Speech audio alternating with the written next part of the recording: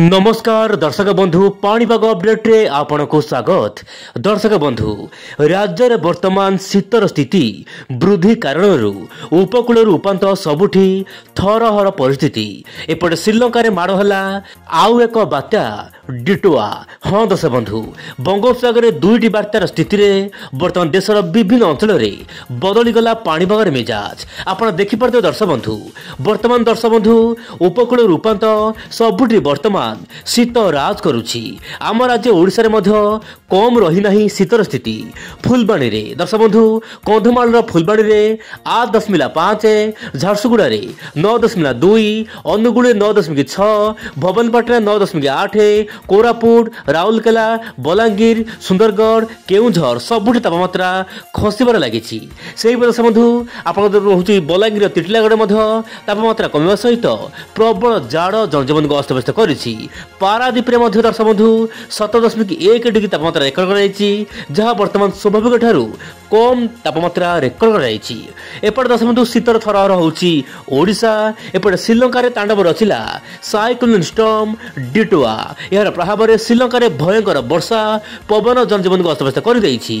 ता सहित दर्शक बंधु तमिलनाडु दक्षिण आंध्र प्रदेश रे प्रबल वर्षा पाई वर्तमान रेड अलर्ट जारी करिछि पानी विभाग।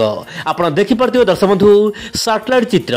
वर्तमान समय श्रीलंका ऊपर रही साइक्लोन स्टॉर्म डिटोआ एवं यार प्रभाव रे श्रीलंका रे प्रबल वर्षुछि। ता सहित केरल मुदुराई, तमिलनाडु पुडुचेरी रे प्रबल वर्षा, तमिल जो रहुछि चेन्नई रे मध्य प्रबल अति प्रबल वर्षा। ता सहित दर्शक बंधु जो रोचे आपंकर आंध्र प्रदेश दक्षिण आंध्र प्रदेश में प्रबल वर्षा होगापाई वर्तमान पाग अनुकूल होइछि। किंतु यार प्रभाव ओडिशा उपर वर्तमान नाही बोली जहाँ सूचना मिलुछि। किंतु मुझे जमी पूर्व भिडियो मान कही दर्शक बंधु साइक्लोन स्टॉर्म प्रभाव में दक्षिण भारत में लगातार जारी रही वर्षार स्थिति। वर्तमान दर्शक बंधु मालकाद्वीप सृष्टि होता लघुचाप बात्या रूप नहीं सेनार यह वर्तमान पुणी थे दिग परिवर्तन करी आपंकर जापान मुहा होइछि बोली जहाँ विभिन्न गणमाध्यम रे वर्तमान चर्चा जोर धरिछि।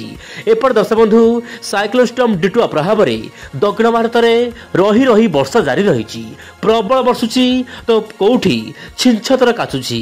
पवन बेग 70 ता सहित 80 किलोमीटर बेगर पवन सागरको भीषण वर्षुछि। दक्षिण भारत में सभ्यक ठारू अधिक वर्तमान वर्षा देखा मिलुछि।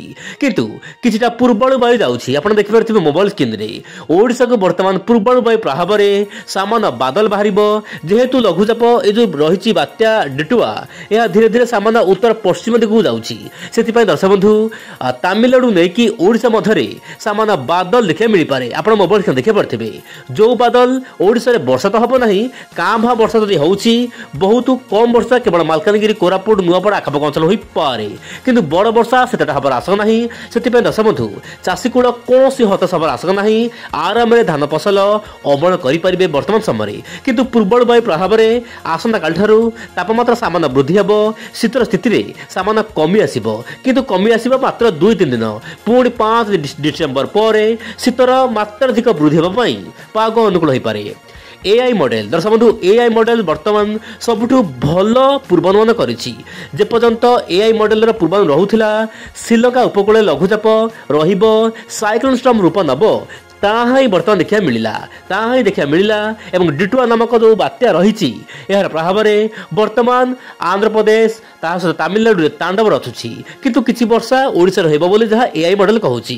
एही समय मध्य दर्शक बंधु गोटे पश्चिम झड़ बा वेस्टर्न डिस्टर्बेंस आसबार आशंका रही जहाँ कि पाकिस्तान में प्रबल वर्षा हबार आशंका रही। ता सहित आम देश जो रोचे जमीक अरुणाचल प्रदेश, हिमाचल प्रदेश सहित सिक्किम, जम्मू काश्मीर, श्रीनगर यही सब राज्य मानक वर्षा देखा मिल पारे बोली जहाँ वर्तमान समय अपडेट आसूची।